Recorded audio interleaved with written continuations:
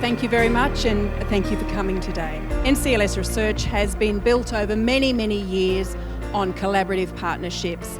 What we have learned is Australians are moderately religious or spiritual. It's not a very exciting sentence, but it's a correct statement. Let me walk you through again some of the new numbers. This is very fresh again last week. Okay, so when you think about how religious a person is, you can speak about many different dimensions: what they believe, what they experience, what they know, what they practice. These are all dimensions of religiousness. So what I've got here is a few snapshots. What we know is that 22% of Australians attend religious services frequently, 32% pray or meditate, that's their private practice. A third of Australians pray or meditate at least once a week. I thought that was quite high. 28% say, when you go, have you ever had a mystical or supernatural experience of which you've got no doubt?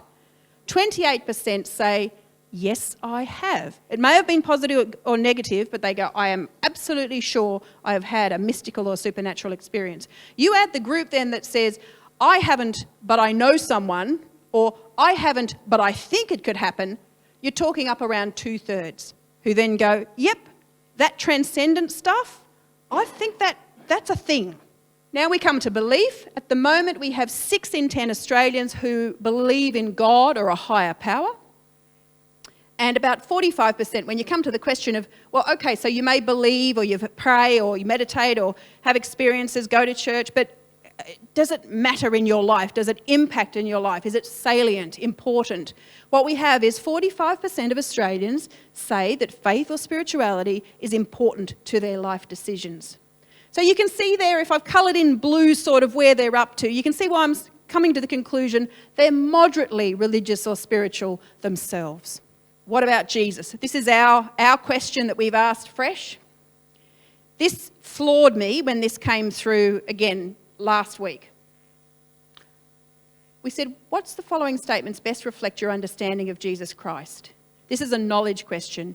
Only 57% of Australians say Jesus Christ was a real person who actually lived.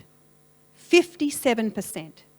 That leaves us with 22% who say he was a mythical or fictional character, 22%, and a remaining 21% who say, I don't know.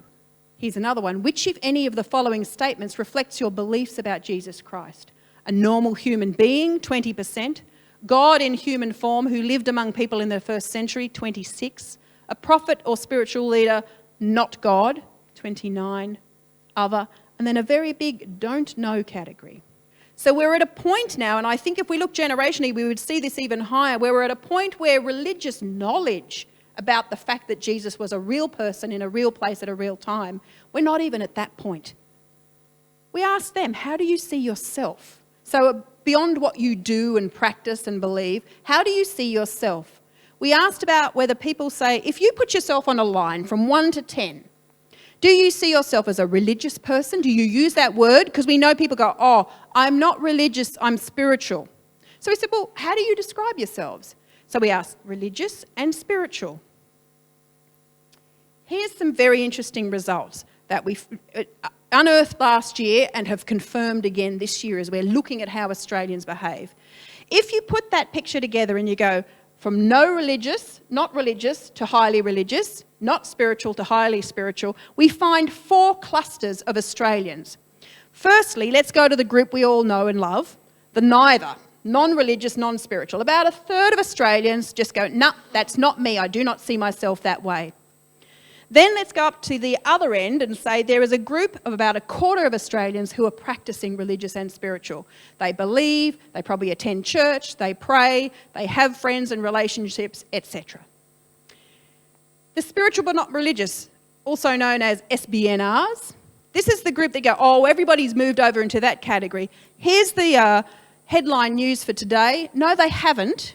Only 13%, around 13%, it's quite a small group, who actually have abandoned the religious identity and only go for a spiritual identity. The people in that group tend to be older, women who do individual sort of spiritual practices. Okay? That's who's in that category. So we don't have to quite hide behind that. Here's the big group that I want to highlight, the one in the very middle, non-practicing, religious and spiritual.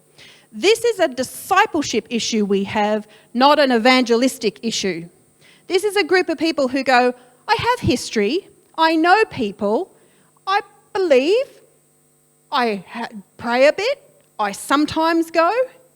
This is the group that are not necessarily antagonistic, but they are the group that perhaps see religion as irrelevant and they are perhaps disengaged, but they are not turned away.